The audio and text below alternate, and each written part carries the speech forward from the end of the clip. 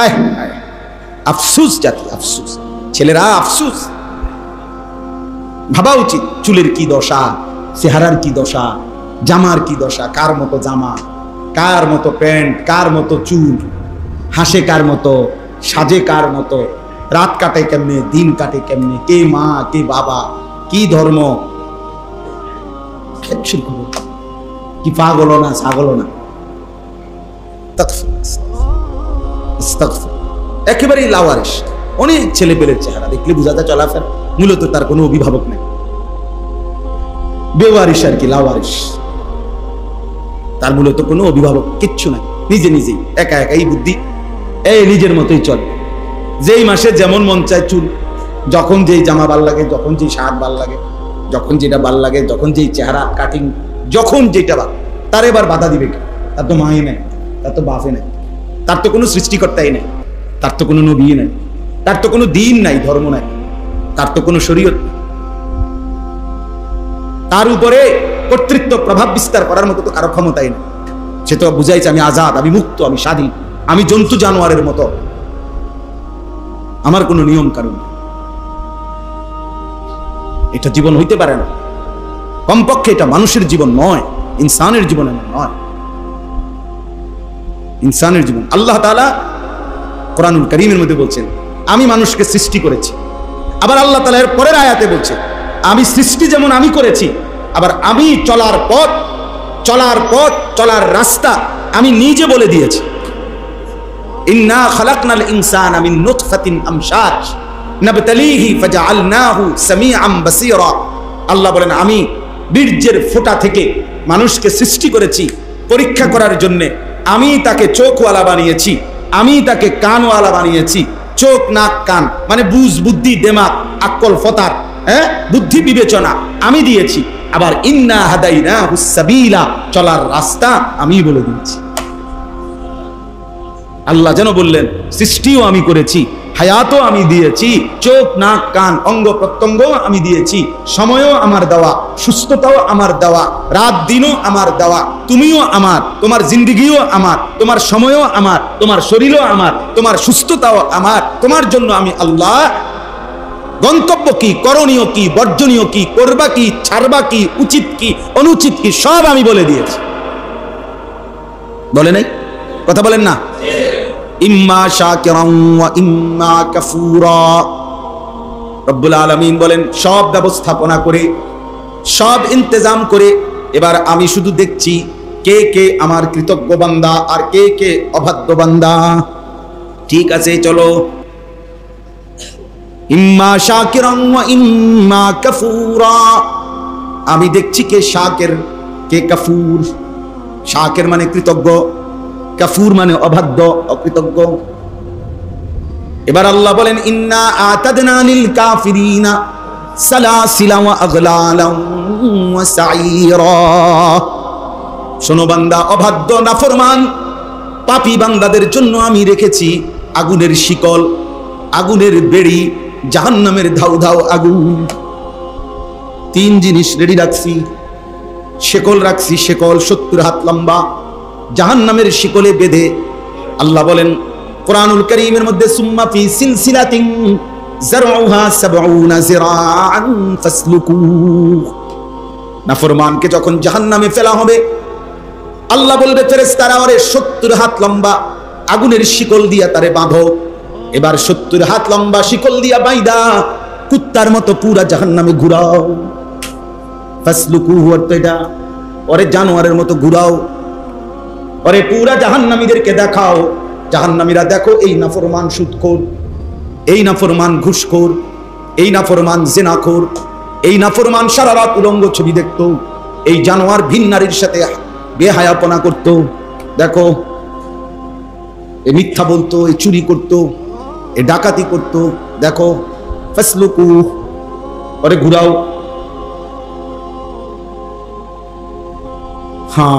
ইন্না জাআলনা ফি আনাকিহিম আগলালান ফাহিয়া ইলাল আদকাদি ফাহুম মুকমাহুন। কোথায় এটা? কোন সূরা? সূরা ইয়াসিনে না? শুরু দিয়ে না, ইন্না জাআলনা ফি আনাকিহিম আগলালান ফাহিয়া ইলাল আদকাদি ফাহুম মুকমাহুন। আল্লাহ বলেন এইভাবে এই দুইটা হাতের এই দুইটারে এখান দিয়ে ঠেলা দিলে আর এমনি বাঁধলে এইভাবে বেড়ি, জাহান্নামের বেড়ি দিয়ে আল্লাহ বলে নাফরমান কিভাবে বাঁধা হবে। আর লক্ষ কোটি বছরে বেঈমান একবারও চোখ নিচের দিকে নামাইতে পারে। আর এটা নিচের দিকে আনবো কেমনি, বুঝেন না? এটা তো এমনি বাঁধা। ইন্না জালনা ফি আনাকিহিম আগলালান, আমি তার কাঁধে বেড়ি পরিয়ে দেব। ফাহিয়া ইলাল আদকানি ফাহুম মুকমাহুন, ওই বেড়িটা থুতনি পর্যন্ত এসে লাগবে। ফাহুম মুকমাহুন, উদ্যমুখী হয়ে থাকবে। ওই নাফরমান আর কোনদিন মাথা নোয়াইতে পারবে না। আজ তো দুনিয়ায় বলছিল কুল্লিল মুমিনিনা ইয়াগুদ্দু মিন আবসারিহিম, আজ তো দুনিয়ায় বলছিল মুমিন হারাম থেকে, ভিন নারী থেকে চোখ নামাও। আজকে তো সম্ভব ছিল, সেদিন আর সুযোগ হবে না। কোরআন শরীফের আমি কালকে বুঝে দেব। সূরা ইয়াসিন আপনারা অনেকে পড়ছেন না? এইটা সূরা ইয়াসিন আয়াতটা এটা শুরু দিয়া আপনি অর্থ দেখেন কি কইছে। অর্থ এটাই, আমি কাঁধে বেরি বাড়া পড়াবো, থুতনি পর্যন্ত ঠেলা দিবে, আর উদ্যমুখী হয়ে থাকবে, আর কোনোদিন ধান নামাইতে পারবে না।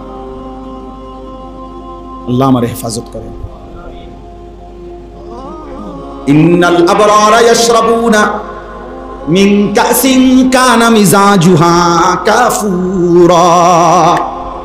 আল্লাহ বলেন আর অনুগত আমার কৃতজ্ঞ বান্দাকে প্রথমেই জান্নাতে নিয়ে এমন নহর থেকে পানি পান করানো হবে যেখান থেকে কাফুরের সুঘ্রাণ মৌ মৌ করে বের হইতে থাকবে।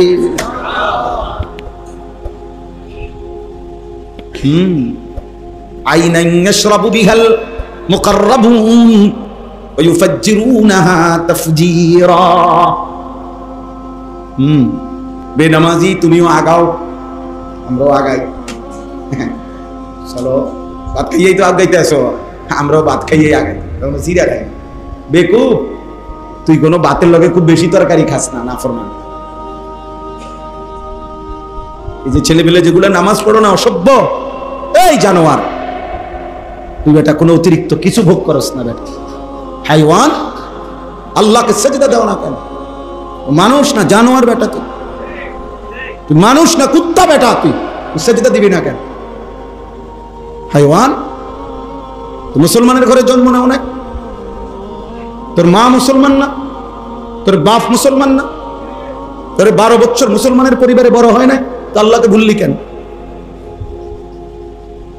আল্লাহকে ভুললি কেন? যা, কোন শয়তান তোকে আল্লাহ ভুলাই দিল? হাইওয়ান।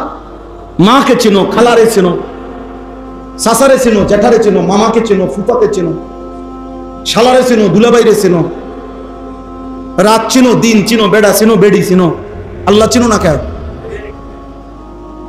হ্যাঁ, আল্লাহ চিনো না কেন? এই বেনামাজি, বলো, দাঁড়া বেটা, বেনামাজি গুলা দাঁড়া, আমি তো বাইরে বেটা, বের হয়ে যা মালিকের ঘর থেকে, নাফরমান। কোন লজ্জায় আল্লাহর ঘরে ঢুকলি? সারাদিন এক ওয়াক্ত নামাজ পড়ো নাই যারা, কারণটা কি ছিল? হাইওয়ান, কেন নামাজ পড়লা না? কেন সেজদা দিলা না? তুই মানুষের বাচ্চা না? রাস্তার কুত্তা না সেজদা দেয় না? ইমানদার কেমনে সেজদা ছাড়া? মুসলমানের বাচ্চা কেমনে সেজদা না দিয়ে থাকে? শরীরটার মধ্যে পেশাবের গন্ধ, না পেশাব করে ঠিক মতো পাক হয়, না পায়খানা করে ঠিক মতো পাক হয়। ওইটা কি পাগল ছাগল নাকি? পাক পবিত্রতার কোনো ধার ধারে না। চুল কিতা, চেহারা কিতা, আড়ে কেমনে, আসে না, কান্দে, কিছু বোঝা যায়।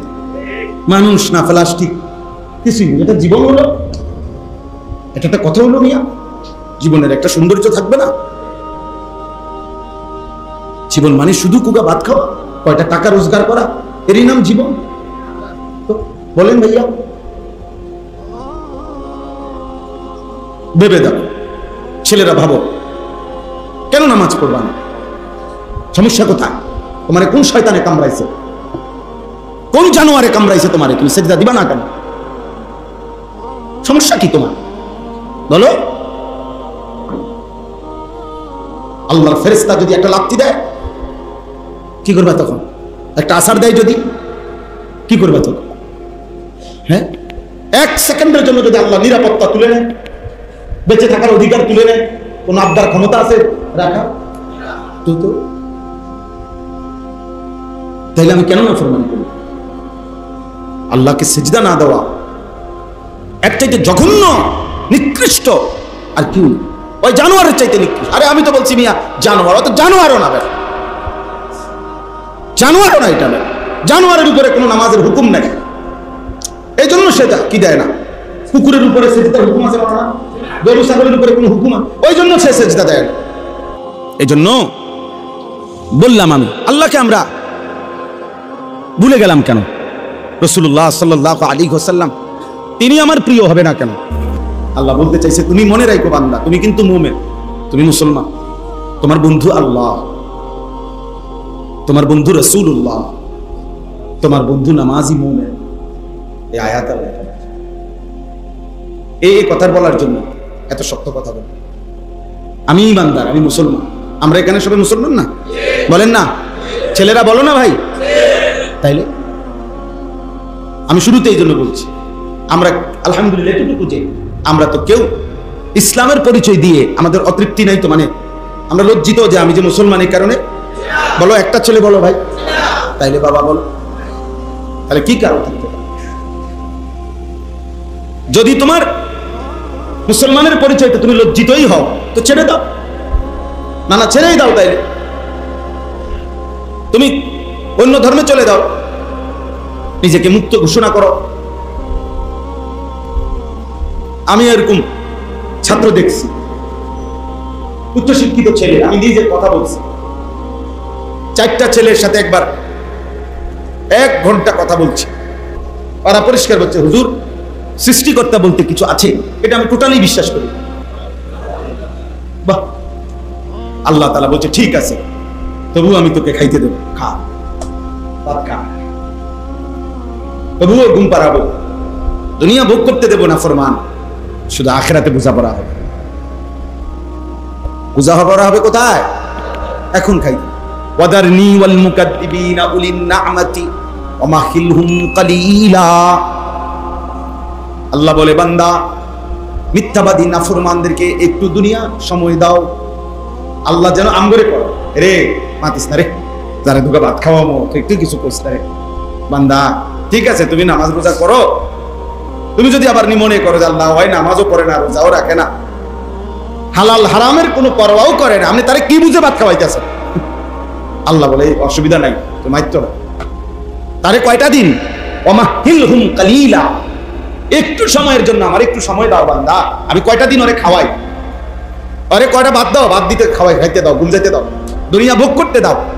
ইন্না লাদাইনা আনকালাম ওয়া জাহিমা, আমি না আখিরাতে ওর জন্য রেখেছি ওই আগের অর্থ, আগুনের শিকল, আগুনের বেড়ি, আর জাহান্নামের ধাউ দাও আগুন।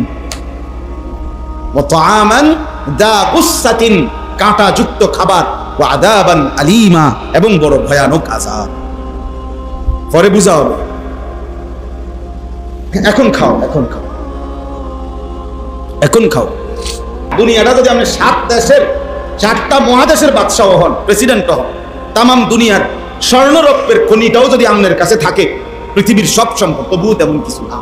এটা দেখার বিষয়, এটা খুব নিয়ামতের কিছু না। और आखिरत देखा ऐसे रहे या वैसे रहे, वहां देखना फिर कैसे रहे। এখানে এভাবে কিংবা ওইভাবে, সুখে কিংবা দুঃখে, রাতে কিংবা দিনে, আনন্দ কিংবা বেদনায়, দুঃখ কিংবা সুখে রয়েই গেলাম একভাবে না একভাবে। আসল দেখার বিষয় হলো ওয়াহাঁ দেখনা ফের कैसे रहे, দেখার বিষয় হলো ওইখানে কেমন থাকবে, ওইখানে কেমন হবে কবর। বলেন আবু জাহেল যে হিসাব কইলাম কত বছর? 1400। আচ্ছা, তো ইব্রাহিম আলাইহিস সালামের জামানার নমরুদ হইতে যে কত বছর, মুসা আলাইহিস সালামের জামানার ফেরাউন হইতে কত বছর, নূহ আলাইহিস সালামের জামানার ওই বেঈমানগুলো তারা কবরে আজকে কত বছর? কোন কুল কিনারা আছে? তাহলে আমরা আখিরাত পরে থন না, শুধু কবরটা আর এই দুনিয়াটা মিলান। এই কথাটা বুঝতে শিখেন যে মাটির উপরে আমি অল্প কয়েকদিন, শুধু কবরেই থাকতে হবে আমাকে, তার চাইতে শতগুণ বেশি তা হাসরের মাঠ। ওই সময় বলতেছিলাম, এই যে কথার থেকে ছুটে গেছিলাম, ওলামায়ে কেরাম মুহাদ্দিসিনে কেরাম বলে 2 ফুঁর মাঝখানে, অর্থাৎ প্রথম ফুঁ দিলে সব মাটির নিচে যাবে, দ্বিতীয় ফুঁ দিলে হাসরের ময়দানে উঠবে। তাহলে এই শেষ যারা মারা যাবে, শেষ যেই মানুষগুলো ফুঁ দিলে ইসরাফিল, তো মুহাদ্দিসিনে কেরাম বলে পরবর্তী ফুঁর আগে শুধু কবরেও হতে পারে, কোনো বর্ণনা হলো 40,000 বছর কবরেই থাকতে হবে।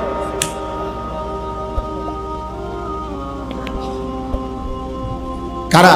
নূহ নবীর জামানার তারা, ইব্রাহিম আলাইহিস সালামের জামানার তারা, আমাদের নবী সাল্লাল্লাহু আলাইহি সাল্লামের জামানার তারা, আমাদের বছরের তারা না, ওই শেষ ইসরাফিল যেদিন ফুঁ দিবে ওই দিন যারা মারা যাবে তারা। তো আগের ওয়ালারা কতদিন ধরে কবরে আছে, এটা লগে যোগ হবে না? আল্লাহ আমাদেরকে বুঝতাম। এই জন্য দোস্ত, এই আয়াতের বক্তব্য এটাই। আল্লাহ বলছে, মুমিন মুসলমান, তোমার বন্ধুকে, তোমার আপনকে, তোমার জীবন, তোমার সাজগোজ, তোমার চলাফেরা, তোমার ভালোবাসা, তোমার প্রস্তুতি, তোমার আন্তরিকতা, তোমার অনুসরণ, তোমার অনুকরণ, তোমার প্রিয়জন, তোমার কলিজায় যার অবস্থান, সে কে? ইন্নামা ওয়ালিয়ুকুম, আল্লাহ বলেন, হে ঈমানদারগণ, নিশ্চয়ই তোমাদের বন্ধু 1 নম্বরে কে? আল্লাহ। মুমিনের প্রথম বন্ধু কে? আবার বলেন, আবার বলেন, মুমিনের প্রথম বন্ধু আল্লাহ। ইন্নামা ওয়ালিয়ুকুমুল্লাহ ওয়াল্লাযীনা আমানু আশাদ্দু হুব্বাল লিল্লাহ। আল্লাহ বলে, যারা মুমিন তাদের সবচাইতে বেশি ভালোবাসা আল্লাহর জন্য। আল্লাহ বলেন, কুল ইন কানা আবাউকুম ওয়া ইখওয়ানুকুম ওয়া আজওয়াজুকুম ওয়া আশীরাতুকুম ওয়া আমওয়ালুন ইখতারাফতুমুহা ওয়া তিজারাতুন তাখশাউনা কাসাদাহা ওয়া মাসাকিন তারদাউনাহা।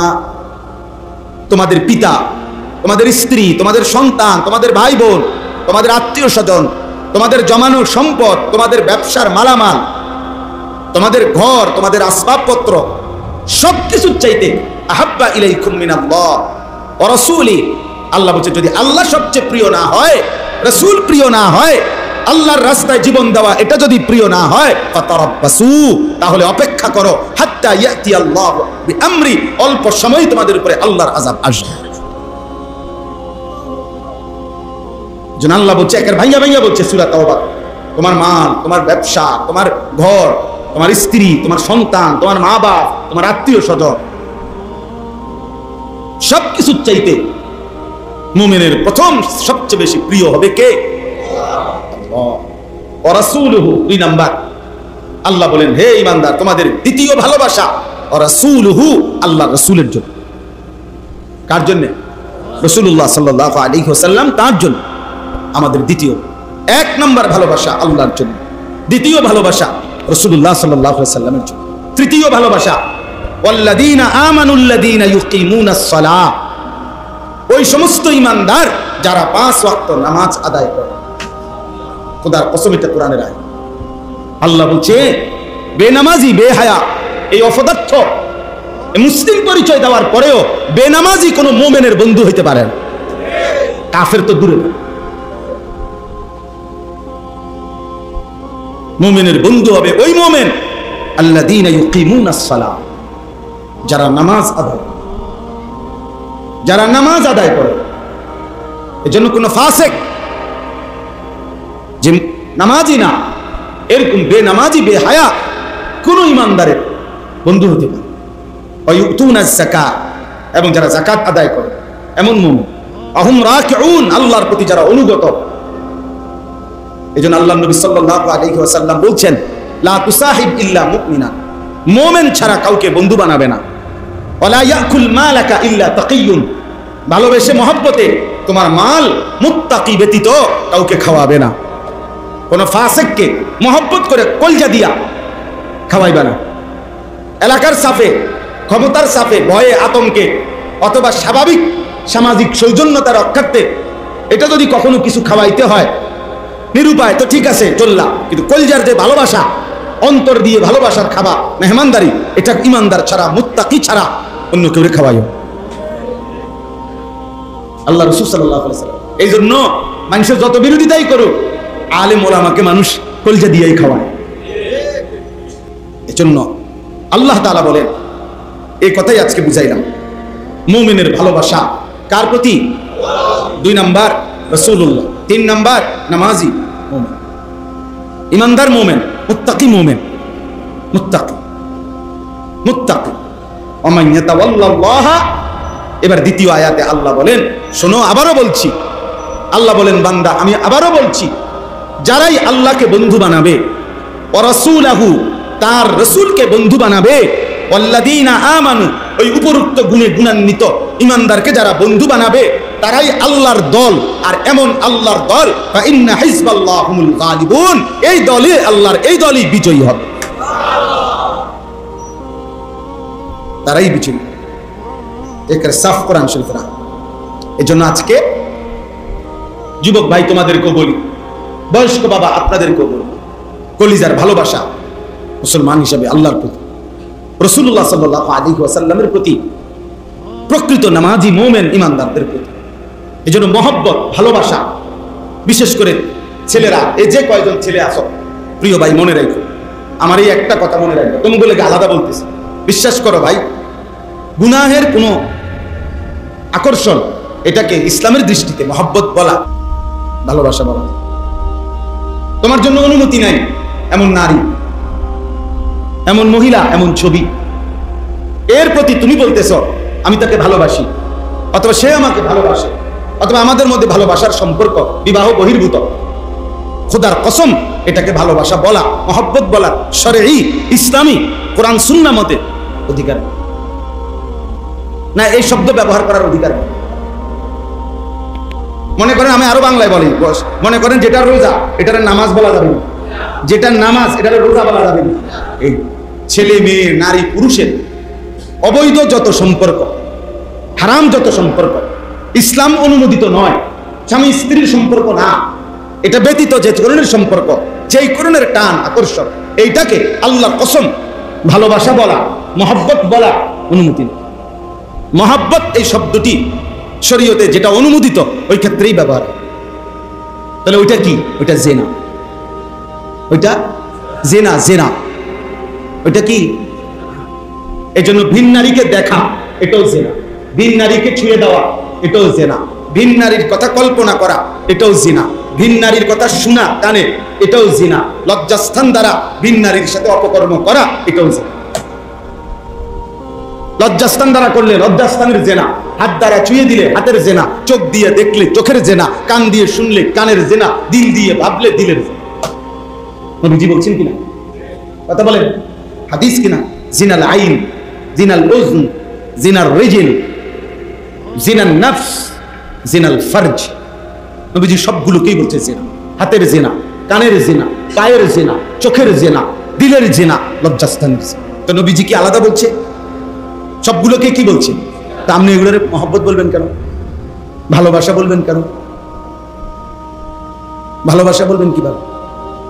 আর ইসলামী শরীয়তে সবচেয়ে কঠিন শাস্তি, সবচেয়ে ভয়ানক শাস্তি কোন গুনাহে? জিনা, জিনা ব্যভিচার। যদি বিবাহিত পুরুষ নারী হয়, প্রকাশ্যে জনসম্মুখে পাথর মেরে হত্যা করা। আপনি না মানলে সেটা ভিন্ন কথা, কোন রাষ্ট্রে কেউ প্রয়োগ করতে দিচ্ছে না, সেটা ভিন্ন কথা। কিন্তু ইসলামের বিধান, কোরআনের বিধান, রাসূলের বিধান। আর অবিবাহিত ছেলে মেয়ে জিনা করলে, অর্থাৎ লজ্জাস্থানের এই জিনা করলে, চূড়ান্ত জিনায় রূপান্তরিত করলে, তো 100 দৌড়া চাবুক মার, প্রকাশ্যে সবার সামনে। আল্লাহ তাআলা কোরআন বলছে এত ভয়ানক শাস্তি অন্য কোন পাপের। হাদিসের মধ্যে আছে আল্লাহ তাআলা সবচেয়ে বেশি গুসা হয় কখন? আল্লাহ নবী সাল্লাল্লাহু আলাইহি ওয়াসাল্লাম বলেন কোন বান্দা বা বান্দি, আল্লাহর কোন বান্দা বান্দি যখন জিনা করে, তখন আল্লাহ সবচেয়ে বেশি প্রেস্টিজে, আল্লাহ তাআলার আত্মসম্মানে আঘাত করে। এই জন্য আল্লাহ যেন বলে বন্ধু পরে ধরেন, পরে দইরা পাথর মাইরা মাইরা ফেলেন এই নাফরমান। মানে ও আমার জমিনে কেমনে এত বড় অপরাধ।